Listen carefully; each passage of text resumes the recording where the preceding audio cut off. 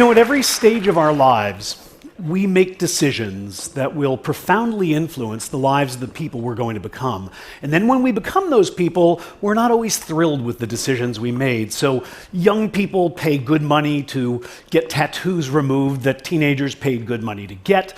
Middle-aged people rush to divorce people who young adults rushed to marry. Older adults work hard to lose what middle-aged adults worked hard to gain. On and on and on. The question is, as a psychologist, that fascinates me is, why do we make decisions that our future selves so often regret? Now, I think one of the reasons I'll try to convince you today is that we have a fundamental misconception about the power of time. Every one of you knows that the rate of change slows over the human lifespan, that your children seem to change by the minute, but your parents seem to change by the year. But what is the name of this magical point in life where change suddenly goes from a gallop to a crawl? Is it teenage years? Is it middle age? Is it old age? The answer, it turns out, for most people is now, wherever now happens to be. What I want to convince you today is that all of us are walking around with an illusion that history, our personal history, has just come to an end, that we have just recently become the people that we were always meant to be and will be for the rest of our lives. Let me give you some data to back up that claim. So here's a study of change in people's personal values over time. Here's 3 values. Everybody here holds all of them, but you probably know that as you grow, as you age, the balance of these values shifts. So how does it do so? Well, we asked thousands of people. We asked half of them to predict for us how much their values would change in the next 10 years, and the other is to tell us how much their values had changed in the last 10 years. And this enabled us to do a really interesting kind of analysis, because it allowed us to compare the predictions of people, say, 18 years old to the reports of people who were 28, and to do that kind of analysis throughout the lifespan. Here's what we found. First of all, you're right. Change does slow down as we age. But second, you're wrong, because it doesn't slow nearly as much as we think. At every age from 18 to 68 in our data set, people vastly underestimated how much change they would experience over the next 10 years. We call this the end of history illusion.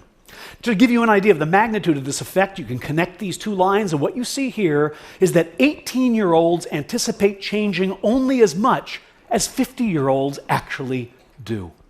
Now, it's not just values, it's all sorts of other things. For example, personality.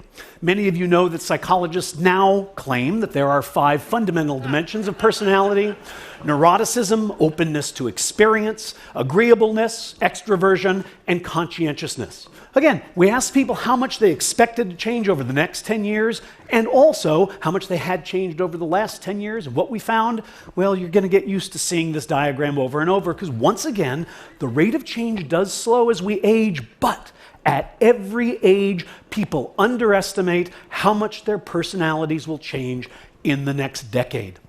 And it isn't just ephemeral things like values and personality. You can ask people about their likes and dislikes, their basic preferences. For example, name your best friend, your favorite kind of vacation, what's your favorite hobby, what's your favorite kind of music.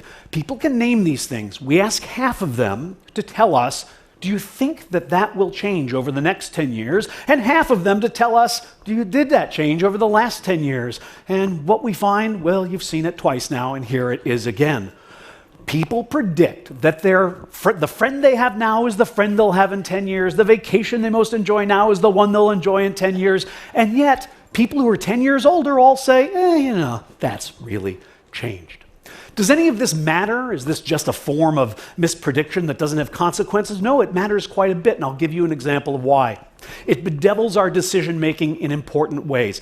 Bring to mind right now for yourself your favorite musician today and your favorite musician 10 years ago. I put mine up on the screen to help you along. Now, we asked people to predict for us, to tell us how much money they would pay right now to see their current favorite musician perform in concert 10 years from now. And on average, people said they would pay $129 for that ticket. And yet, when we ask them how much they would pay to see the person who was their favorite 10 years ago perform today, they say only $80. Now, in a perfectly rational world, these should be the same number, but we overpay for the opportunity to indulge our current preferences because we overestimate their stability.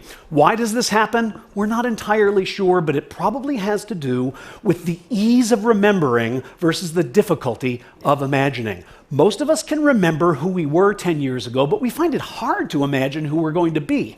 And then we mistakenly think that because it's hard to imagine, it's not likely to happen. Sorry, when people say, I can't imagine that, they're usually talking about their own lack of imagination and not about the unlikelihood of the event that they're describing.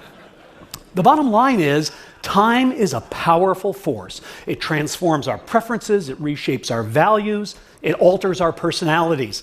We seem to appreciate this fact, but only in retrospect. Only when we look backwards do we realize how much change happens in a decade.